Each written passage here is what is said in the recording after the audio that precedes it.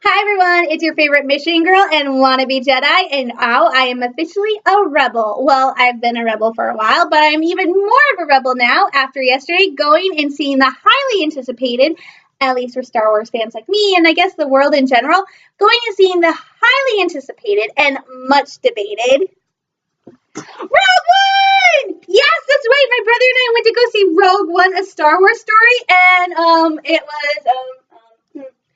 was one word.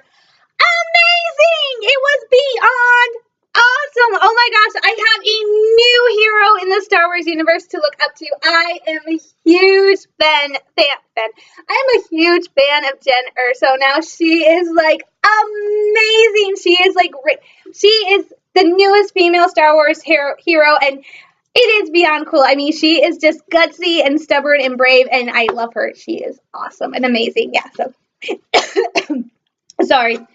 This was awesome. Also, by the way, I really want his bowcaster. That's like the thing I walked away from the movie. And K2SO was awesome. Anyway, this is my Mission Girl review of Rogue One, a Star Wars story. No spoilers. I promise you, I'm not going to ruin this movie because it is just. I'm not sure how I can even describe this movie to you. You have to go see it for yourself. It is beyond amazing. If you don't believe me, my brother's reaction is what sold it to me that this is a movie that is beyond a movie. My brother he can be really picky about stuff he likes. It's not just his person, it's just him. He had like me, he started reading at an early age. He's very much into computers. My brother has kind of a very logical set mind. He likes video games and stuff, but he's a very logical person, so he likes movies that to him can make sense, and he liked Force Awakens, mainly because he likes the trench battles in the Star Wars movies, so that's why he liked Force Awakens, because there was two. I just, judging by my brother's reaction going into Rogue One, when we got to the theater and we were walking to the Auditorium 9 where we were going to see it, my brother was kind of blasé about the whole thing. It's his normal attitude when he goes to a movie. He's kind of blasé. He's not really kind of excited about it. He's not really looking forward to it. He's kind of just he's just there to get out of the house, you know. He was just kind of he wanted to see it, but at the same time he's like I wanna. And he was most excited about when we got there. One of the trailers was for Guardians of the Galaxy Volume 2, which was hysterical.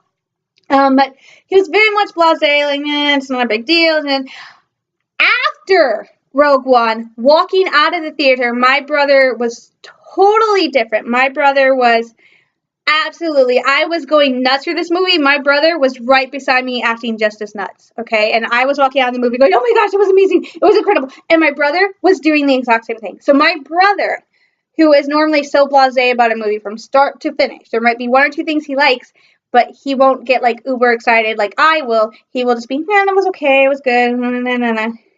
My brother, walking into Rogue One, was totally like, yeah. Okay. Walking out of the Rogue One, my brother was like, oh!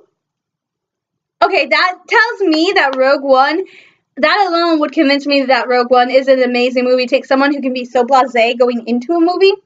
And my brother knew absolutely nothing about Rogue One. My brother had not even seen a trailer for Rogue One. He knew he knew what the movie was about, but he'd never seen any trailers. He'd seen any really promotional, nothing for Rogue One. So my brother was going into Rogue One absolutely blind, whereas I was going in like maybe 40% blind because I'd seen trailers, but I avoided any reviews that had spoilers. I wouldn't watch any videos after Rogue One came out, video reviews, anything like that, just in case. If I saw a review, I was looking at the reactions on Twitter, which were like, oh my gosh, I cried. Oh my gosh, Will Wheaton said Rogue One was the best movie since 1977. Mark Hamill was freaking out about it.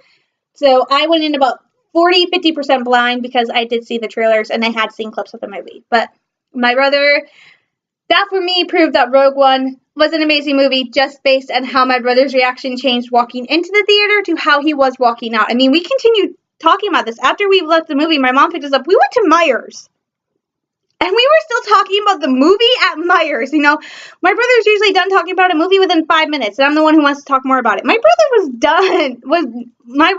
And coming home, my brother posted on Facebook, Rogue One was awesome. He's telling all his friends. He was the first one among his friends to go see it, so they were like, tell us how it is. My brother was telling his friends, it was bleeping awesome. You gotta go beep and see this movie. So that for me proves that Rogue One is definitely an amazing movie, that my brother got that hyped about it after going to see it. So yeah, Rogue One was awesome. I very much enjoyed it, and I have to say that I think Rogue One did have a lot stacked up against it. I admit I was one of those kind of doubters when I was excited about the idea of standalone Star Wars movies. But that is because I'm a huge fan of the Clone Wars TV show and the Rebels TV shows, and those are kind of standalone in themselves. But they are connecting something. And just a standalone movie, a movie that is supposed to stand on its own, yet work with the series, I was just kind of afraid how that was going to work. And so I was kind of glad when the first standalone movie announced was going to be Rogue One, was going to be about the Rebels who get the original Death Star plans. Because that made me feel a little bit better about it, but I was still kind of nervous about a Star Wars standalone movie. There have been Star Wars standalone movies in the past. I have seen the Ewok movies. Those are standalones. And they were not well received. So I think going into this, Disney and Lucasfilm were kind of a little hesitant. I mean, yes, the idea was cool. Yes, people were excited. But at the same time, remembering Ewoks, remembering those early Star Wars spin-off movies, which did not do very good. I think they were kind of hesitant and nervous. I didn't really notice it until I read an article about it, but they did not do much in the way of like heavily promoting Rogue One the way they did with Force Awakens. It seems like every week leading up from the moment Force Awakens was announced to it coming out, there were articles after articles after articles, videos after videos, clips after clips, interviews after interviews of them talking about Force Awakens. Whereas with Rogue One, it was very hard. I remember Star Wars Celebration waiting, and they didn't like publicly show a trailer. They showed one at the Celebration, that was it. But then waiting and waiting for them to say, oh, the next trailer is going to be big. And then like the next trailer didn't come out till like a month or like a few weeks after Celebration. And so the trailers for Rogue One came really far apart. Like they did the TV trailers first, and that was kind of weird. But they didn't really do a heavy promotion of Rogue One until like right before the movie was released. And I think that was because they were looking at past Star Wars standalone films, like the Ewoks, like I keep repeating, and seeing how they did. So I think there was a lot of expectation that Rogue One was not going to do as well as Force Awakens, especially since they originally projected it saying that Rogue One was going to make like 75 billion at the box office, and it has, as of yesterday, the third largest opening for a movie. So obviously, they were wise to hedge their bets a little, and Rogue One has definitely paid off in the long run. It was an awesome movie. I loved the characters. I loved the story. I will admit it. One tweet reaction I saw said, one person said they cried. I'm like, really, Rogue One? You're going to cry at Rogue One? But it's true. It is a little bit of a tearjerker for people like me who get kind of emotionally invested over the course of the movie with these characters. And I kind of got really emotionally invested with Jen. So it was kind of sad. So I did cry. Just a warning, if you're someone like me, you might want to bring a couple tissues. But it was, some parts of it were sad, so I did cry a little bit. And my brother thought that was funny. Because I kind of have this history of and if you've watched my reaction for the season 2 finale of Rebels, Twilight of the Apprentice, and you just saw that, and you see me breaking down just talking about the episode, yeah, that should give you my track record with Star Wars films. There's been like there's only been one Star Wars film where I haven't cried, and that was two Star Wars films where I haven't cried, and that was Attack of the Clones and Empire Strikes Back. I've cried at every single Star Wars film, and I've cried at Rebels episodes, and I've cried over Clone Wars episodes. So my brother was kind of sitting there laughing at me in the movie theater because I'm crying during Rogue One. It was kind of embarrassing. Here I am, 20 years old, and I'm crying. But that's how it was really good. It was really fun. Only critique my brother and I had was the music. While John Williams is listed on the soundtrack, John Williams did not do most of the music for Rogue One. They do draw on some of his original, the Imperial March, like I think it's called the Anthem of the Rebellion. They do have that. The guy who did the original music for Rogue One drew a lot trying to make, I think he did it too. My brother said it perfectly. He was trying too much to make it sound like John Williams music. You know, it's been proven you can do music for Star Wars and you don't have to let yourself be John Williams. The current composer for Rebels, I think, is a perfect example of that. That guy started out doing the music for Rebels using so much of the same stuff John Williams did, copying John Williams' style, that in one point I watched this thing about the 107 Facts About Rebels. The composer actually at one point did part of the music for Ezra's theme music for Ezra, and he could not remember if it was something he wrote originally or if it was something John Williams had written and he added to it and stuck it in. But that composer has come out of his shell in recent seasons, and now the music is more original, it's more unique, and sounds more like him. It's still inspired by John Williams, but it's not heavily John Williams, and it kind of fits. It's different. It's unique. These are series where you don't need to have John Williams music. I think with Rogue One, the composer should have felt a little more free to experiment, because there were places where his music worked. Some of the music in the battle scenes was awesome. In other places, it did not work. So I really think he was trying too hard to be John Williams, and I think you don't really have to be that. I mean, Star Wars, part of the reason I like Star Wars is it's just encouraging you to be you. So I think the composers going into Star Wars, I don't think they need to be so afraid about living up to John Williams' expectation. Yes, the music of Star Wars is very important. Yes, we love it. But as J.J. Abrams proved, you don't have to be John Williams to create something musical for Star Wars to have it create an impact. Let's not forget, J.J. Abrams and Lin-Manuel Miranda composed that song that plays in Maze's Cantina in Force Awakens that had people going crazy over. So, I think in the future, if any composers who are working on music for Star Wars ever see this, which I doubt they will, don't feel like you guys have to do exactly what John Williams does. Yes, there will be a couple pieces of music within the films we will expect to hear.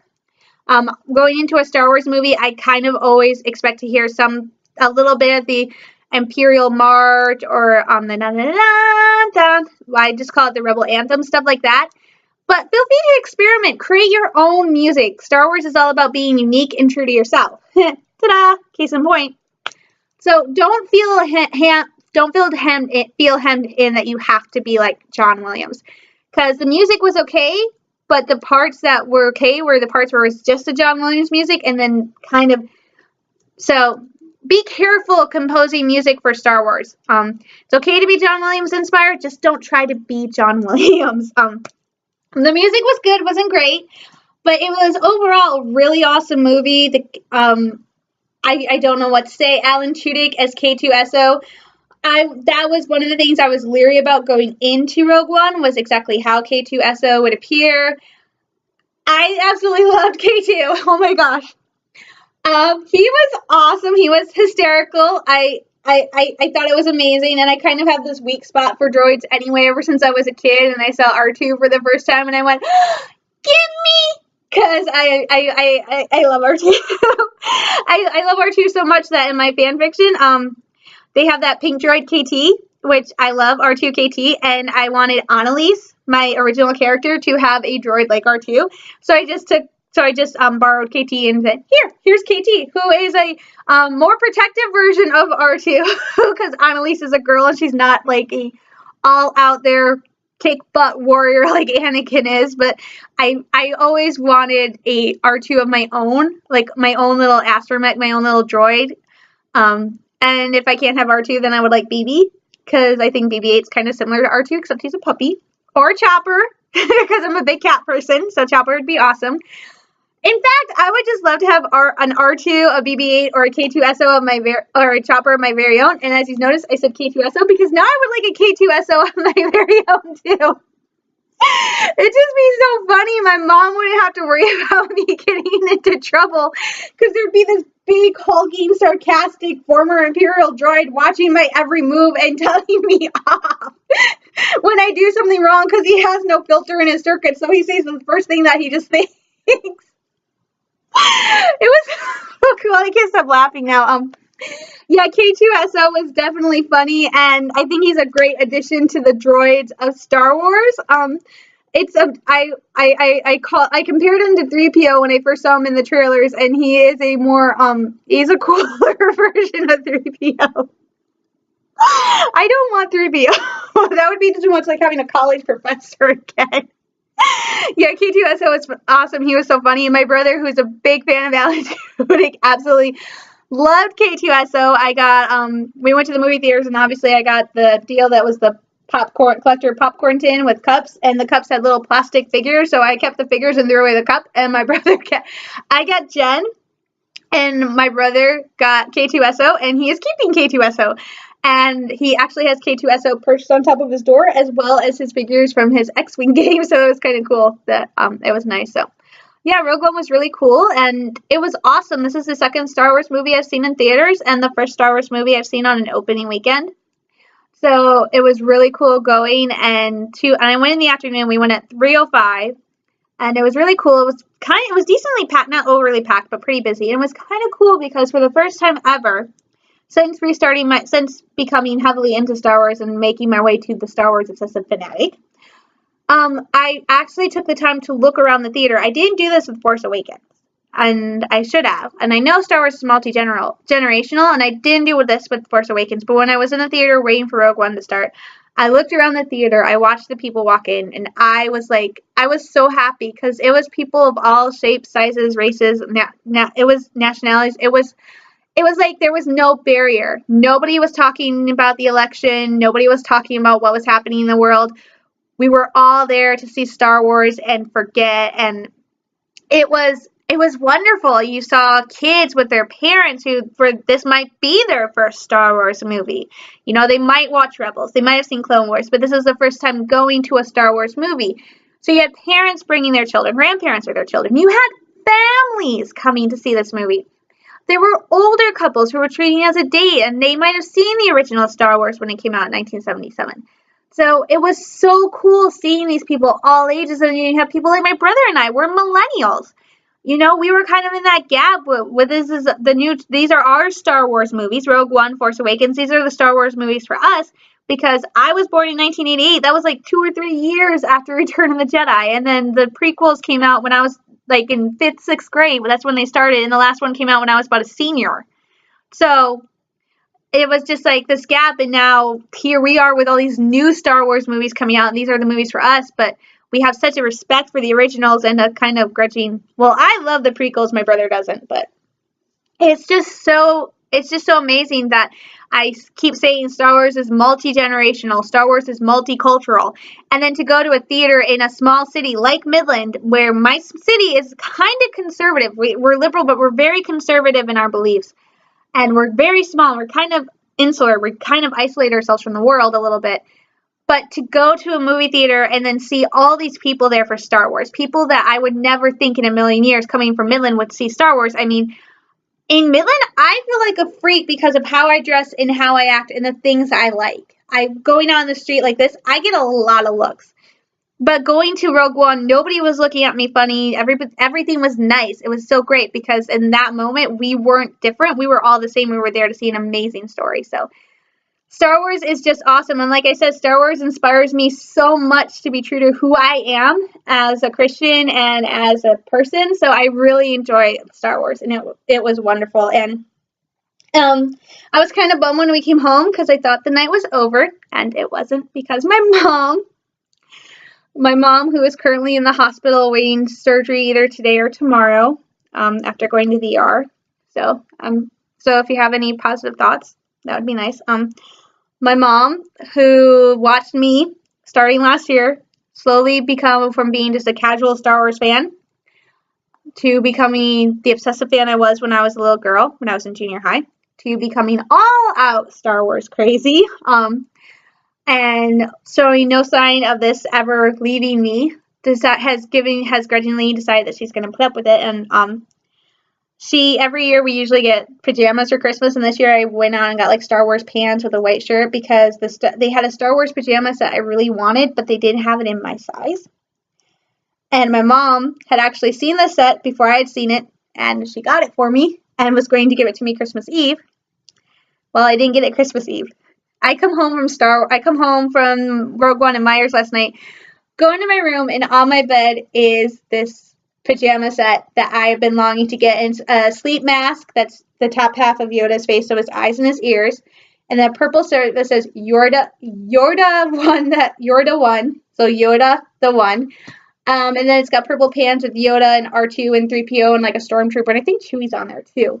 And I screamed. As soon as I saw that, I freaked out. I screamed, and my mom comes back to the room trying to figure out why I freaked out, and she comes back, and I'm holding the pajamas, and I'm actually near tears because I'm just so happy that I have these pajamas, and that my mom, who half the time does not understand half the stuff I do. She doesn't understand why I do stuff like this. She doesn't really understand why I like Star Wars so much, but she takes what I love so seriously, and she knows how important Star Wars has become to me.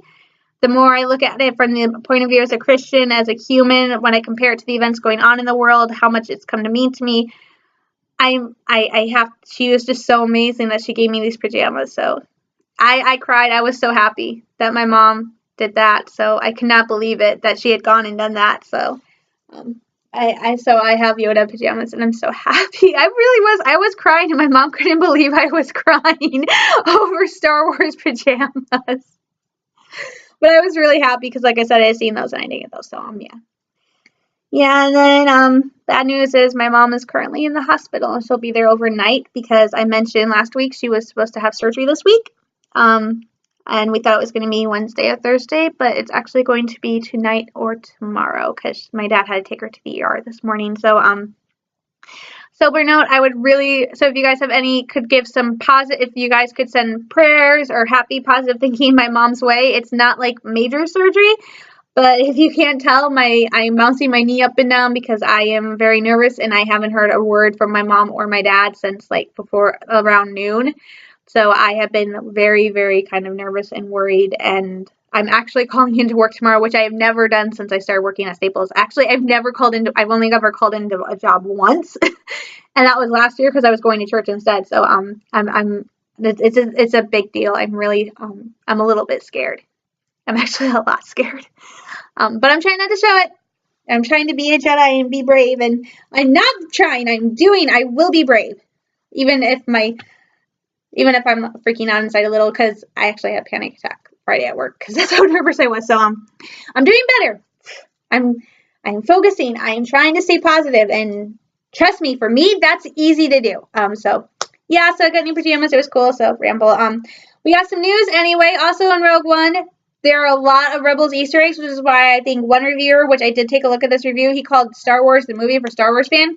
You don't have to be a Star Wars fan to like Star Wars. You don't have to be a Rogue One fan. Rewind. You don't have to be a Star Wars fan to like Rogue One. Basically, the guy said there's so many Easter eggs in there for Star Wars fans. There's so many throwbacks to the original Star Wars. You have to be a Star Wars fan to like Rogue One. No. You don't have to be a Star Wars fan to like Rogue One. You can just like Rogue One on its own. And as Will Wheaton says, I agree with this, Rogue One is the best Star Wars movie since 1977.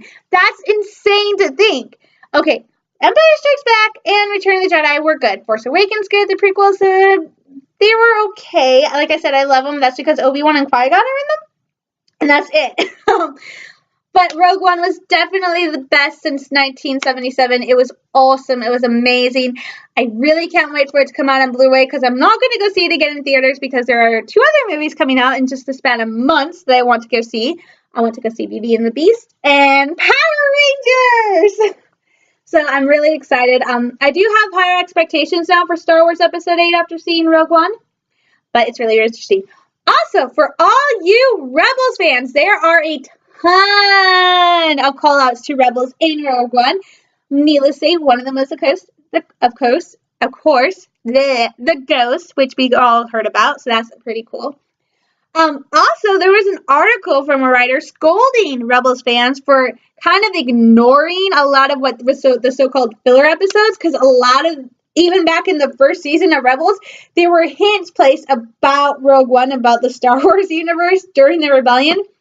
So it's pretty cool going back and looking at those and going, oh my gosh, that makes total sense. And so, yeah, it's really cool, and definitely pay closer attention to Rebels. Which is on winter break but returns January 7th with the new episode Ghost of Geonosis, an hour-long episode with a character from Rogue One. And I don't feel like I'm spoiling this for you because there have been headlines about it. Saw Gerrera is going to be on Rebels! That is going to be awesome because for those of you who don't know, Saw Gerrera was a character in Clone Wars, the 5th season. He appeared in this episode where Anakin, Obi-Wan, and Ahsoka go to Oregon to help some freedom fighters. Which is basically interesting to note that Anakin, Obi-Wan, and Ahsoka kind of helped plant some of the first seeds of rebellion. Because that was an early rebellion cell. And he was on Oregon. He was a freedom fighter. And then we see him again in Rogue One, where he's termed the rebel who's too rebellious for the rebellion. Yeah, try saying that 3 times fast. But now he's going to apparently be on the episode Ghost of Geonosis on Rebels, which I'm so excited to see. They've also released the titles of 2 more Star Wars Rebels episodes. On January 14th, we will be treated to a Star Wars Rebels episode entitled Warhead, which is a very interesting title. And then on January 21st, the title of Star Wars Rebels is listed as Tales of the Darksaber! Oh my gosh, I'm so freaking excited. Sabine has the Darksaber, so obviously it's going to be a Sabine-centered episode, and maybe we'll go back to Mandalore, maybe not, but maybe we'll learn a little bit more about the history, Sabine's history, and maybe learn more about where the Darksaber has been all those years, because really, obviously Maul had the Darksaber, but still, and breathe. But I'm really excited. Rebels is shaping up to be a really cool season, especially with the episode we got left off on, so yeah, so... My review in the end for Star Wars Rogue One is Rogue One was awesome, mind-blowing, amazing.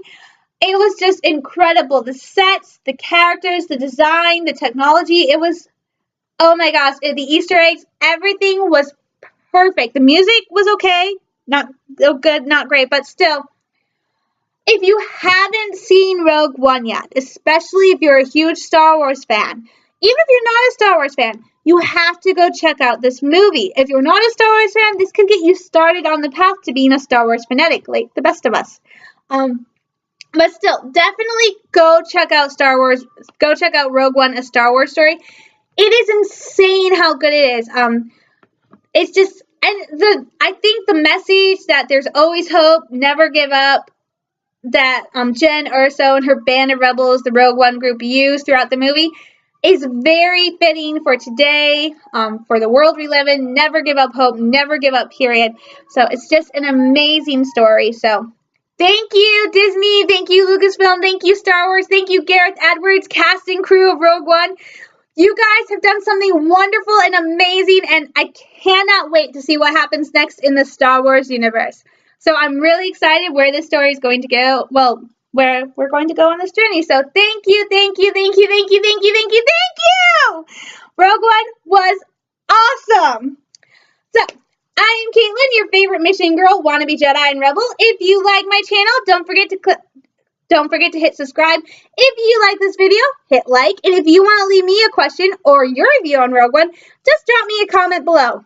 I'll be back January 8th with an all-new episode of Mission Girl Pop Culture News, where I will be talking about Ghost of Geonosis, another Star Wars-centered episode. So, once again, I'm signing off. I will see you guys in the new year. So, Merry Christmas, Happy Holidays, have a happy, safe New Year. Don't party too hard. My name is Caitlin, I rebel, and as always, may the Force be with you.